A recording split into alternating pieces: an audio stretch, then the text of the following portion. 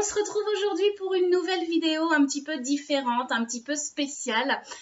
Je fais régulièrement des recherches sur le net concernant le mythe de la sirène, comment elle est apparue dans l'imaginaire collectif, pourquoi elle fascine autant, etc.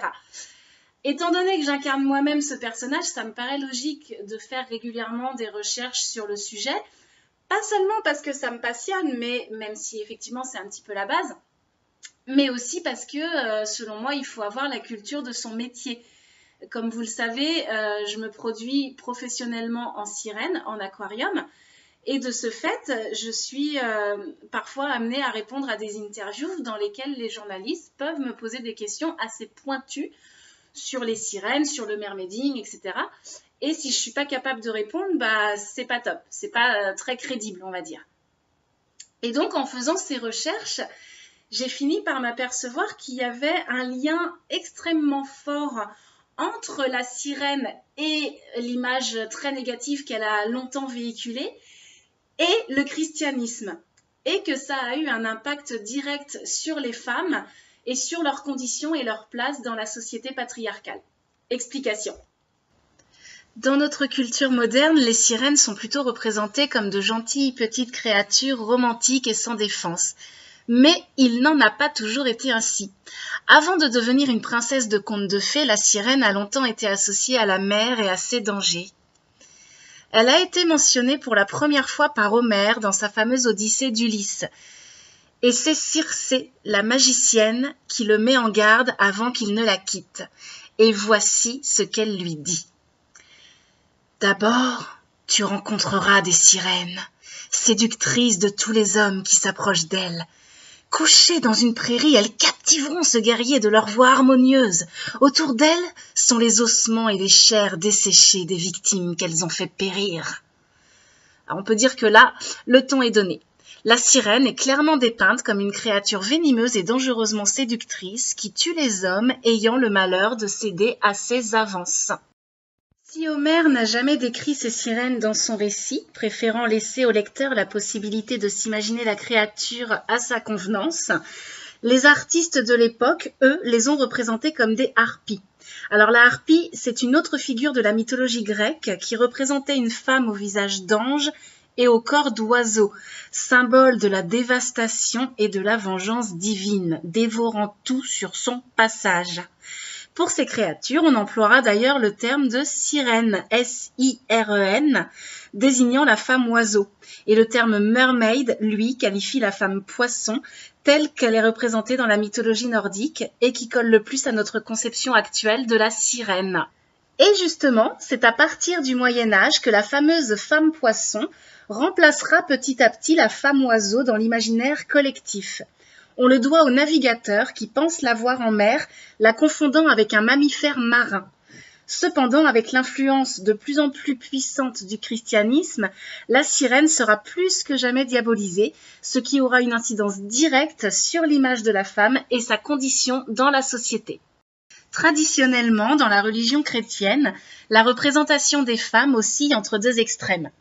D'un côté, une vision totalement idéalisée de la femme, pure et vertueuse, capable de donner la vie et dévouée à sa famille, très vite assimilée à la Vierge Marie puisque, comble de gloire, elle a donné naissance au Fils de Dieu.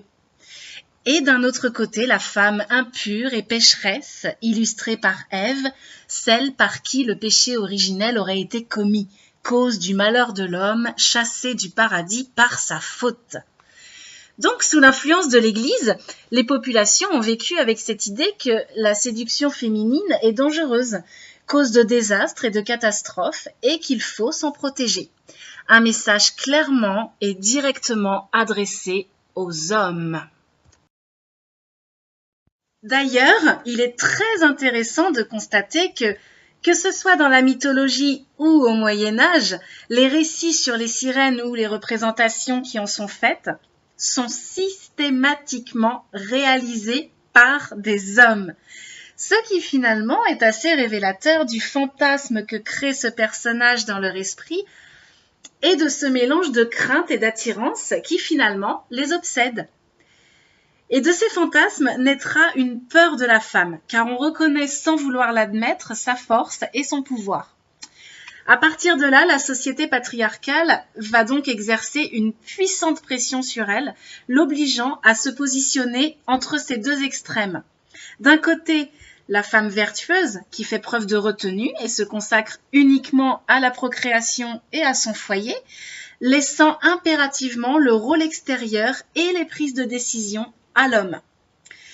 Et toute femme qui refuse de se conformer à cet idéal et revendiquerait une liberté un peu trop assumée, bascule alors immédiatement de l'autre côté et devient la femme dangereuse, la femme légère qui ne tient pas sa place et qu'il convient alors de chasser et de condamner parfois malheureusement de façon extrêmement violente. Alors soyez attentifs si vous avez l'occasion de visiter des édifices religieux parce qu'il n'est pas rare de voir des sirènes sculptées sur les façades. C'est le cas notamment pour l'église de San Vicente, une commune d'Espagne qui représente une sirène à double queue allaitant sa progéniture et qui incarne la féminité avec ses grâces mais aussi ses dangers. Également pour l'église de Sainte-Trope en Charente-Maritime, sur l'un des chapiteaux, on peut y voir ce qui serait la première figure antique de la femme poisson, symbole de séduction, détournant les chrétiens et les religieux du droit chemin. Il faudra attendre 1837 pour que l'image de la sirène change radicalement, grâce au très beau conte d'Andersen, dans lequel la petite sirène n'est rien d'autre qu'une innocente jeune fille prête à tout pour retrouver son prince. Une image qui sera encore glorifiée 152 ans plus tard, en 1989, grâce aux studios Disney qui donneront naissance à la célèbre Ariel, qui continue encore aujourd'hui de faire rêver des millions d'enfants à travers le monde. Et voilà, j'espère que la vidéo vous a plu et que vous aurez appris des choses. Si vous souhaitez passer 20 minutes de détente, je vous invite à aller voir la vidéo ASMR, le mythe des sirènes, de la chaîne The French Whisperer. C'est une vidéo très complète sur l'histoire des sirènes. Personnellement, j'y ai appris beaucoup de choses hyper intéressantes et ça m'a beaucoup aidé notamment pour cette vidéo. Donc n'hésitez pas à aller la consulter, je vous mettrai le lien en barre d'infos. Vous pourrez aussi consulter d'autres liens qui m'ont aussi aidé pour cette vidéo, où il y a des informations vraiment très complètes. Tout n'est pas dit dans ma vidéo, donc n'hésitez pas à aller consulter ces liens si vous souhaitez des informations plus complètes, c'est toujours intéressant.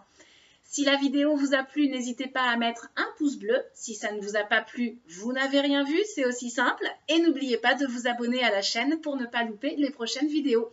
Gros bisous bulles!